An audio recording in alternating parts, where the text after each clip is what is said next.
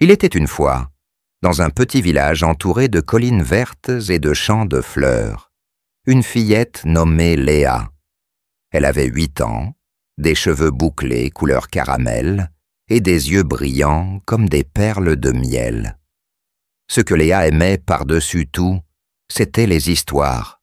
Elle les lisait, les écrivait, et parfois même, elle en vivait.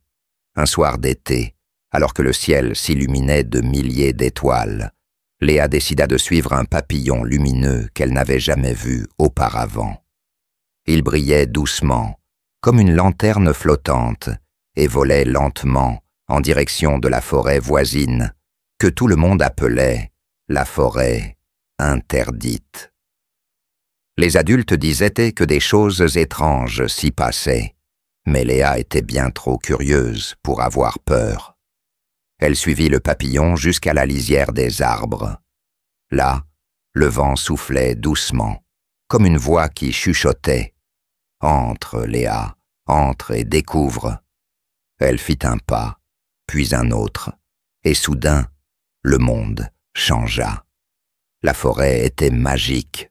Les arbres étaient si hauts qu'ils semblaient chatouiller les nuages. Leurs feuilles brillaient dans l'obscurité comme si des lucioles y dormaient. Des champignons bleus formaient des sentiers lumineux, et dans les branches, des oiseaux multicolores fredonnaient des mélodies douces et mystérieuses. « Où suis-je » murmura Léa, émerveillée. Une voix répondit. « Tu es dans la forêt aux étoiles, là où les rêves prennent vie. » Devant elle se tenait un renard, qui parlait. Il portait un chapeau de mage, et sa queue avait l'air faite de poussière d'étoiles. « Je suis Foxelius, le gardien de la forêt.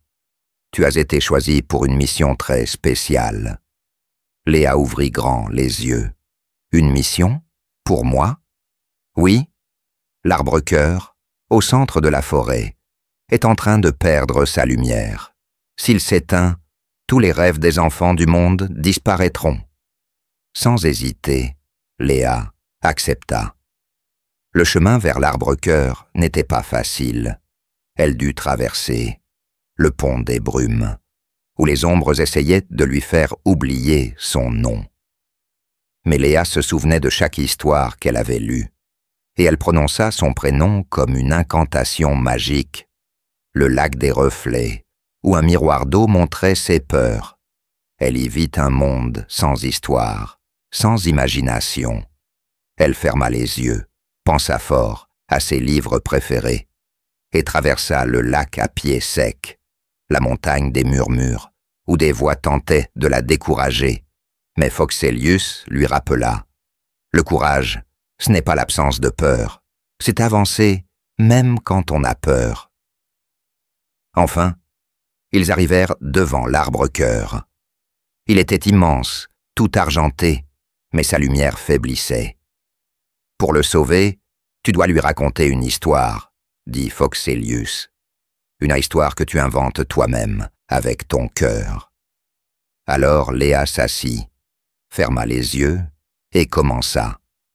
Il était une fois une petite fille qui croyait aux merveilles. Et plus elle parlait, plus l'arbre brillait. Les étoiles dans ses branches scintillèrent, les fleurs s'ouvrirent, et toute la forêt se mit à chanter. Quand Léa rouvrit les yeux, elle était dans son lit, chez elle. Le papillon lumineux voletait encore près de sa fenêtre, comme pour lui dire au revoir. Depuis ce jour, chaque nuit, Léa invente des histoires. Elle sait que quelque part, dans une forêt magique, un arbre veille sur les rêves, et qu'elle a été une héroïne.